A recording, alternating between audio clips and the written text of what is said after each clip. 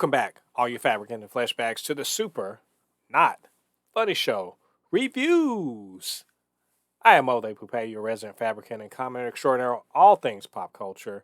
And today, I'm going to be reviewing The Afterparty, a new crime, mystery, and comedy coming to you from Apple TV Plus. The first few episodes, episodes 1 through 3, dropped last Friday, and I had a chance to check them out. So, was it good? Was it bad? And should you be watching?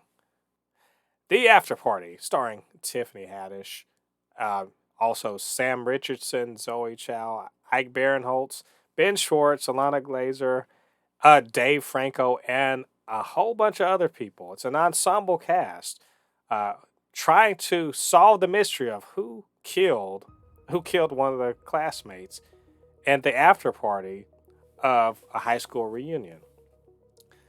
This seems to be like someone listened to John Mayer's No Such Thing and said, let's just make a whole show about it. But what much better. What you get is an interesting cast of characters come back after 10 years, and whatever their ambitions are in seeing each other again, to impress each other, to find love, reconnect, just show off how awesome their lives are with each other, and or in some way try to show each other up. It's a bunch of I don't want to say extreme personalities, but some extreme personalities mashed back together with all their insecurities brought back to the forefront. And some of the people end up back at an after party at the house of one of the classmates named Xavier, who happens to be the most famous, a famous pop star, etc. And somehow, he ends up dead. In fact, you see that very first thing. And, we got to find out who killed Xavier and, why. And so it becomes something of a whodunit, really. Sam Richardson, he plays Anik, who essentially is, I guess you say, the POV character, who maybe wasn't all that cool before in high school and is trying to get his Mac on with Zoe, who is his friend, I guess, friend zone friend from back in the day. Then you have other characters, whose motivations, may or may not be sketchy.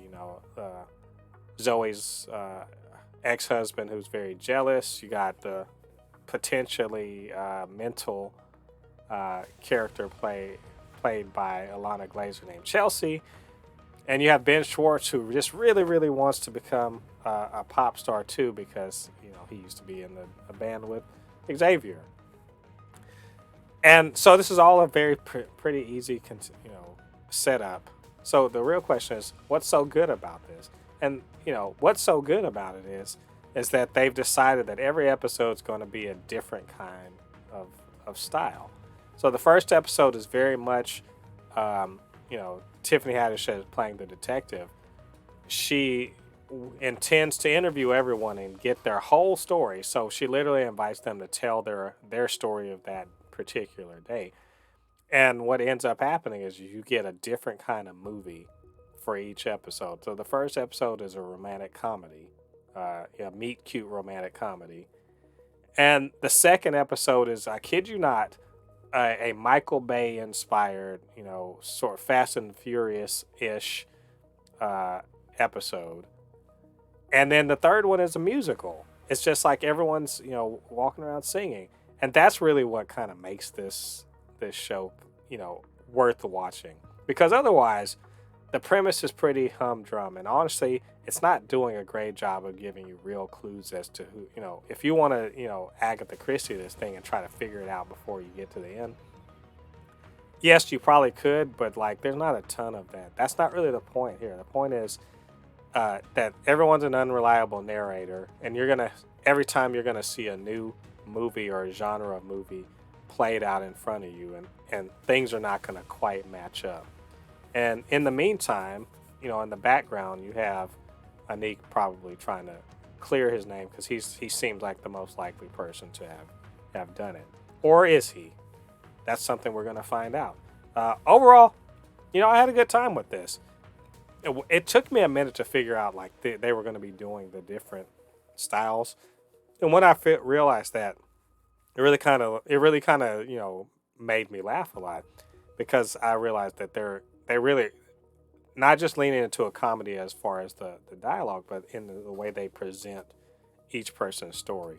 And I really loved it. I love seeing, some these actors that we see kind of in bit roles. They're a little more to the forefront. Sam Richardson, he's doing a pretty great job as Annie.